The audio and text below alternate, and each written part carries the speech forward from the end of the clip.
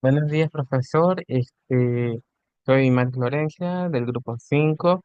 He aquí mi grupo, como se llegó a explicar, vamos a hablar sobre el avance del proyecto uno y 2. De aquí mismo, cómo se hizo, y se realizó el proyecto en Júpiter, a lo que se llegó a dar el avance sobre estas mismas exposiciones de lo que se llegó a enfocar sobre los riesgos en las zonas escolares del Ecuador. Como se puede ver aquí, cada uno se llegó a dar un pequeño planteamiento sobre las investigaciones y objetivos del mismo proyecto, además que se llegó a identificar las fuentes de información confiables y recopilar todos estos datos que se llegaron a dar. En estos mismos sitios, como se llegó también a construir el mismo dataset, es actualizar ciertos momentos del inicio sobre ciertos momentos en el que estos llegan a tener ciertas fuentes públicas sobre los documentos, permitiendo ciertos patrones y evidenciando cómo estos llegaron a contribuir. Aquí también, llegando a mostrar algo más, que sería los documentos que ya les voy a compartir.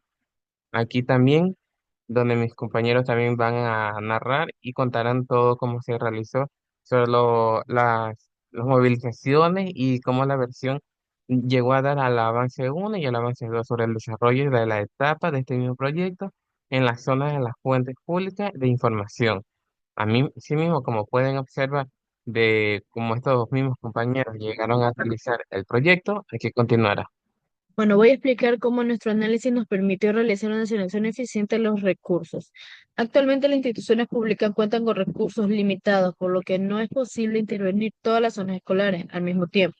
Por eso es importante identificar cuáles presentan un mayor de nivel de riesgo. Nuestro proyecto analizó noticias relacionadas con accidentes, atropellos y problemas de movilidad en las zonas escolares. Esta información se complementa con datos oficiales provenientes de la ATM y el INEC, lo cual nos permitió obtener una visión más completa de la situación. Posteriormente se calculó un score de riesgo en el cual considera cinco variables principales: la frecuencia de los incidentes, la severidad, la severidad y la tendencia en el tiempo, la exposición territorial y la evidencia obtenida en fuentes oficiales. Cada una de estas variables aporta información para determinar qué zonas requieren mayor atención.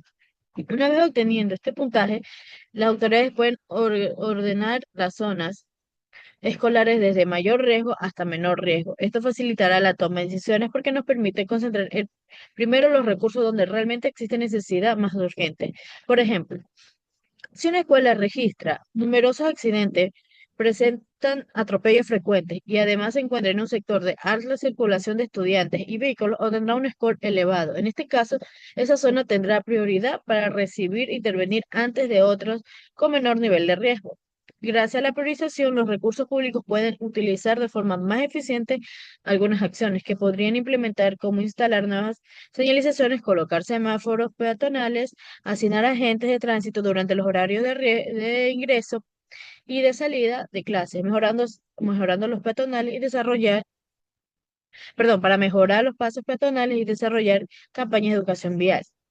La, axin- la asignación eficiente de recursos consiste en utilizar la información obteniendo mediante el análisis de noticias y datos oficiales para decidir dónde intervenir primero.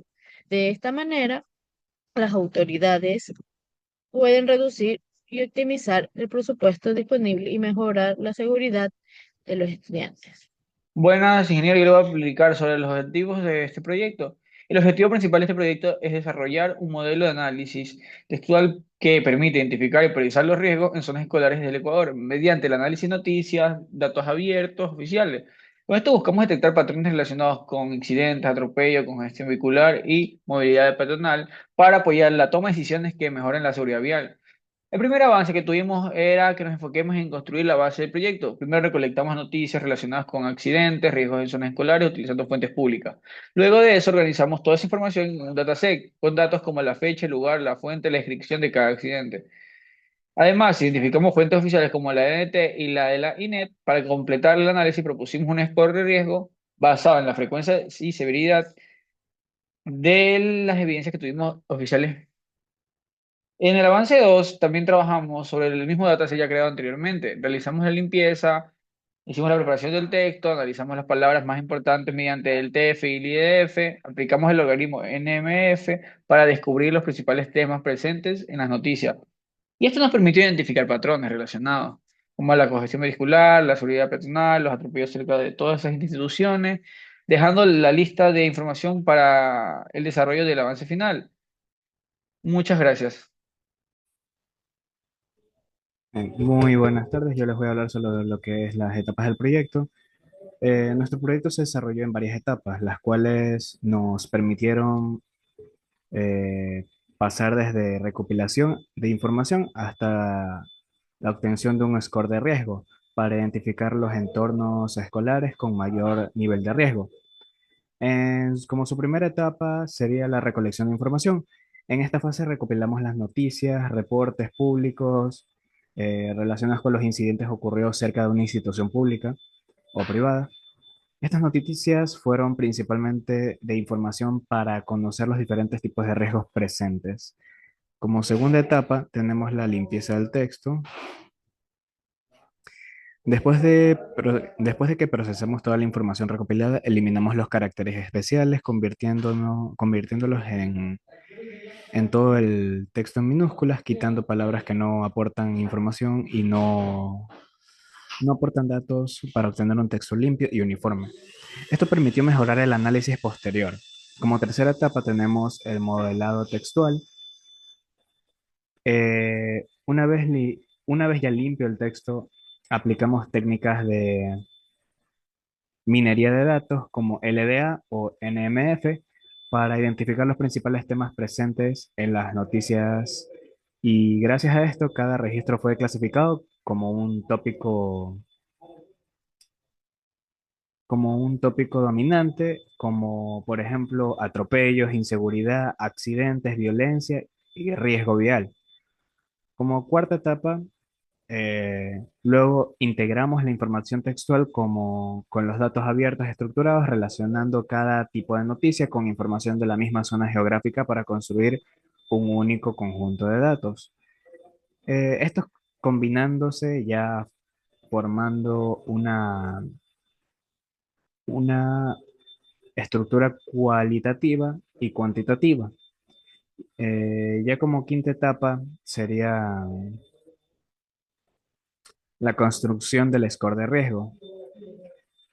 Eh, con el dataset integrado definimos 5 variables principales, que es la frecuencia, severidad, tendencia, explosión y evidencia estructural. Estas variables fueron normalizadas entre 0 y 1 mediante método Mix-Max, y luego se aplicó la fórmula de score de riesgo para obtener un valor único. Ya como sexta etapa es el ranking de recomendaciones, que finalmente ordenamos las zonas desde mayor hasta menor riesgo con un ranking. Y ya por último, como cierre, eh, en esta etapa en conclusión, se permitió transformar una información dispersa en un análisis objetivo, facilitando la toma de decisiones para evitar riesgos en los entornos escolares.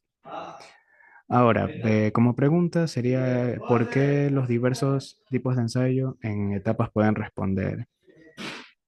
Porque cada etapa depende de la anterior. Primero, si recopilamos información y luego la aplicamos, después identificamos los temas principales e integramos los datos, se calcula el score y finalmente obtuvimos el ranking que permitió generar recomendaciones basadas en evidencias. Gracias.